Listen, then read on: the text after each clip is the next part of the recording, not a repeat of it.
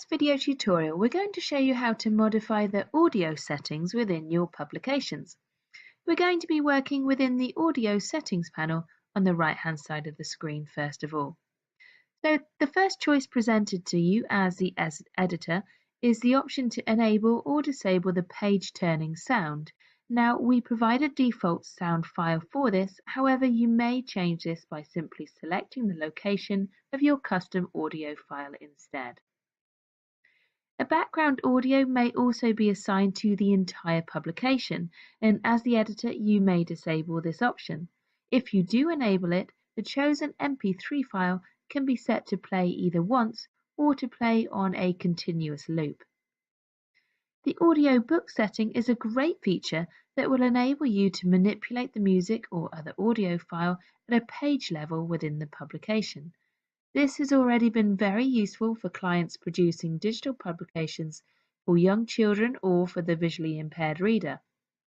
When selected, we can select an audio file to be played on each page. Some pages may have pictures to accompany the text and may not have an associated audio file, in which case we can set the number of seconds delay before playing the audio file on the next page.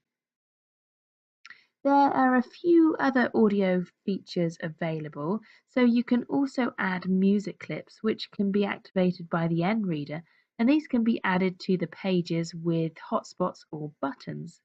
So to add music clips to your page, simply select the page that you want the music to be activated on, then select the audio option from the left toolbar, click and drag on the page and select whether you want this presented as a hotspot or a button. You can then select your audio file that you wish to play, and then this audio file will play when the reader either clicks on that hotspot or the button. So that concludes this video tutorial on all the audio options available for your digital publication.